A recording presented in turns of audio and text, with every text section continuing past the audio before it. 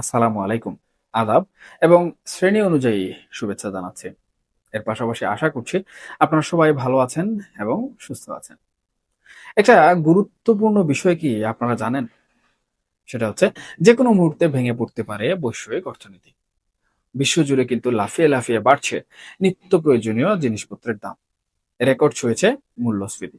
আর তার সাথে পাল্লা দিয়ে বাড়ছে বড় বড় দেশের কেন্দ্রীয় ব্যাংকগুলোর সুদের হার। তাই চারদিকে কেবল এখন একটি গুঞ্জন শোনা যাচ্ছে।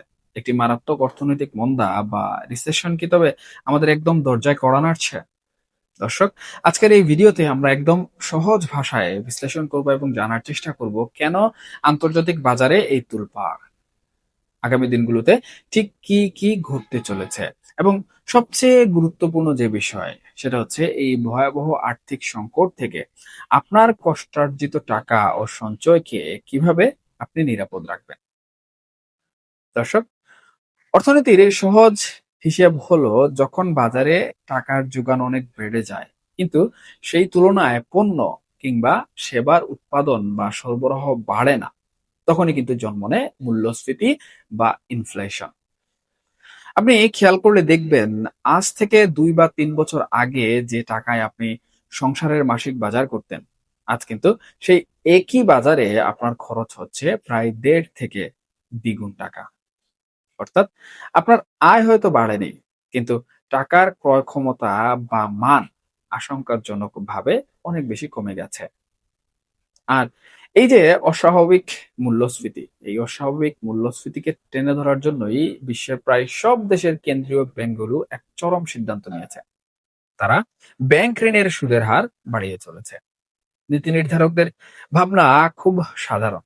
সুদের হার বাড়লে মানুষ ও ব্যবসা প্রতিষ্ঠানগুলো ব্যাংক থেকে লোন নেওয়া কমিয়ে দেবে। বাজারে টাকার যে প্রবাহ সেই প্রবাহ কমবে, কেনাকাটার চাহিদাও কমবে। আর এর ফলে পণ্যের দামও কিন্তু নিয়ন্ত্রণে আসবে। কিন্তু এই ওষুধেরও রয়েছে একটি মারাত্মক পার্শ্ব প্রতিক্রিয়া। সুদের হার অতিরিক্ত বেড়ে গেলে ব্যবসা বাণিজ্য স্থবির হয়ে পড়ে। নতুন কর্মসংস্থান একেবারে বন্ধ হয়ে যাওয়ার উপক্রম হয়। বড় বড় কোম্পানি কর্মী ছাঁটাই করতে শুরু করে এবং পুরো অর্থনীতি ধীরে ধীরে কিন্তু ধসে পড়ে, যা জন্ম দেয় অর্থনৈতিক মন্দা বা রিসেশনের।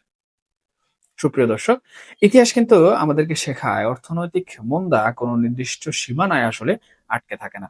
উন্নত দেশগুলোতে সংকট শুরু হলে তার পরোক্ষ ও প্রত্যক্ষ প্রভাব কিন্তু এসে পড়ে উদীয়মান ও উন্নয়নশীল দেশগুলোর উপর।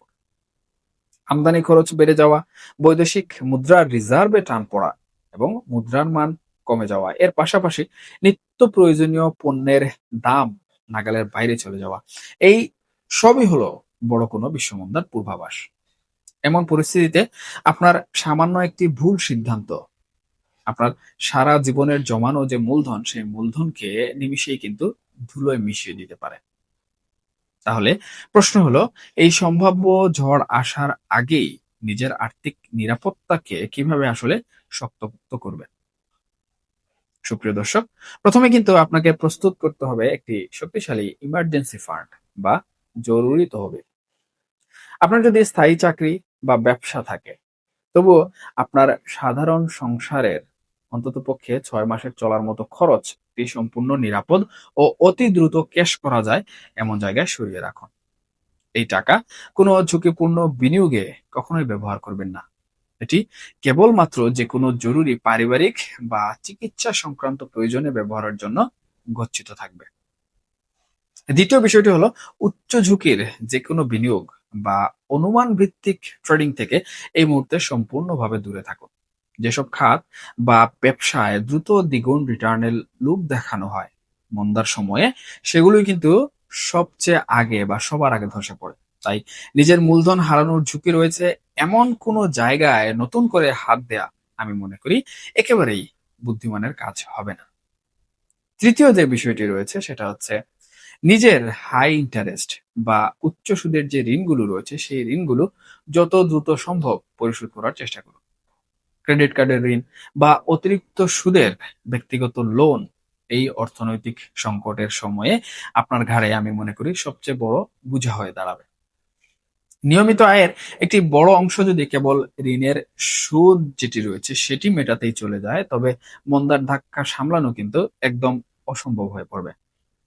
চতুর্থত যে বিষয়টি রয়েছে সেটা হচ্ছে আপনার পোর্টফোলিও বা জমানো টাকাকে কোনো একটি নির্দিষ্ট জায়গায় না রেখে ডাইভার্সিফাই বা বিভক্ত করে ফেলুন।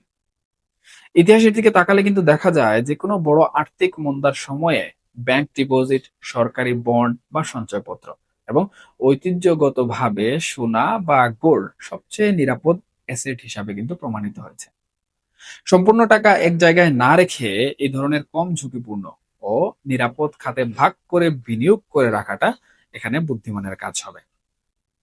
দর্শক, সবশেষে একটা বিষয় মনে রাখতে হবে, সেটা হচ্ছে অর্থনৈতিক মন্দা যেমন মানুষের জন্য এক বিশাল চ্যালেঞ্জ, তেমনি সঠিক যে প্রস্তুতি, সেই সঠিক প্রস্তুতির মাধ্যমে এটি হতে পারে আপনার ভবিষ্যতের জন্য সবচেয়ে বড় একটি আর্থিক সুরক্ষার ঢাল।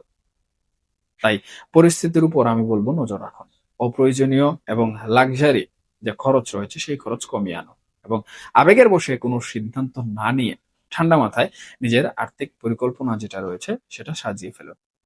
আজকের সচেতনতাই নিশ্চিত করবে আপনার ও আপনার পরিবারের নিরাপদ আগামীকাল। সবাই ভালো থাকবেন, সুস্থ থাকবেন এবং ভিডিওটি যদি আপনার কাছে গুরুত্বপূর্ণ মনে হয় বা শিক্ষণীয় মনে হয় তাহলে অবশ্যই লাইক, কমেন্টস এবং সাবস্ক্রাইব করতে ভুলবেন না। দেখা হবে পরবর্তী কোনো বিষয়ে। আল্লাহ হাফেজ।